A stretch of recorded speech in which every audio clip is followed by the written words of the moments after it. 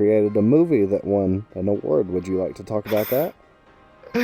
Yes, it's funny you brought that up. That is a big part of my life, I guess. It was a couple of years ago. I decided to make a feature film called Alienated. We shot it on Long Island.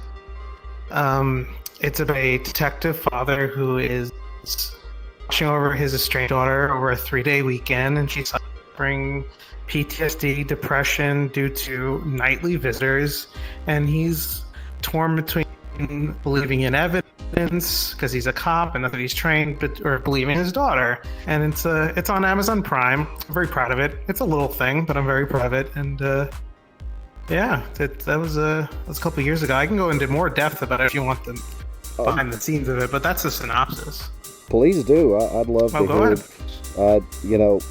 What gave you the idea in the first place, and how was it producing the film in general? Well, I've always liked X-Files, Aliens. I'm 30, so my brother is 4 years older than me.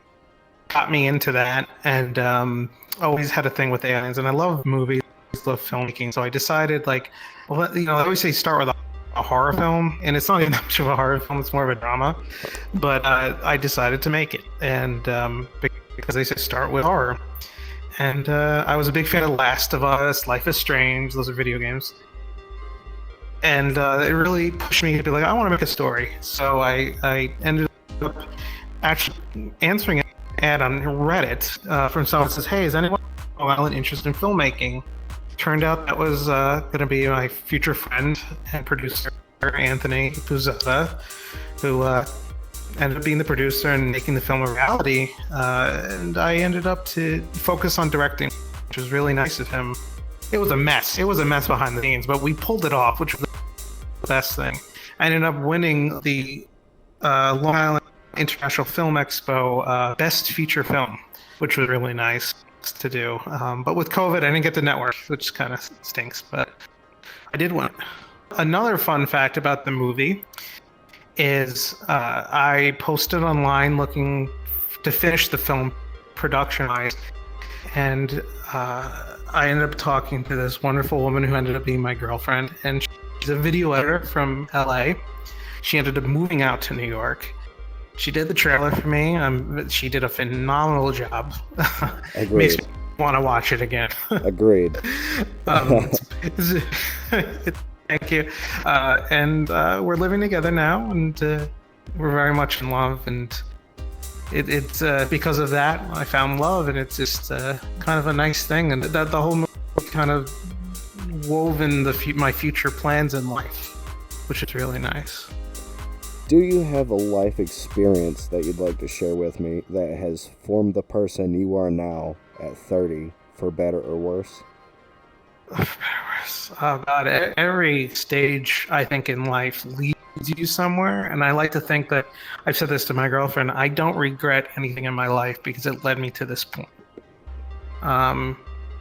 If you go far back, I had a very, very bad breakup when I was 20.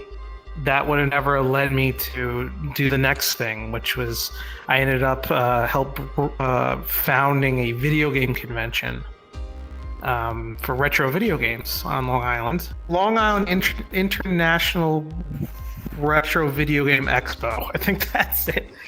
It's been a long time. So I helped found that, and then sadly it kind of I left projects, and they want to continue it.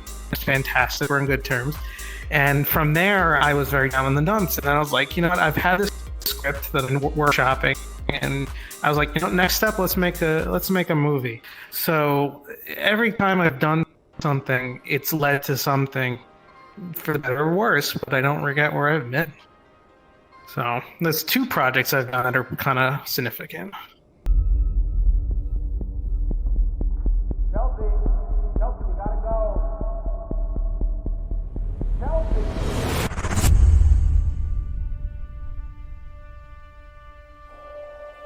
When you were a little kid, do you remember how often you used to fall down and skin your knee?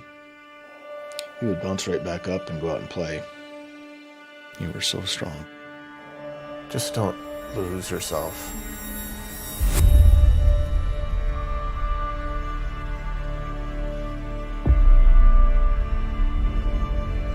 you don't believe me. I don't know what I believe. I'm a police officer. We believe in evidence and facts.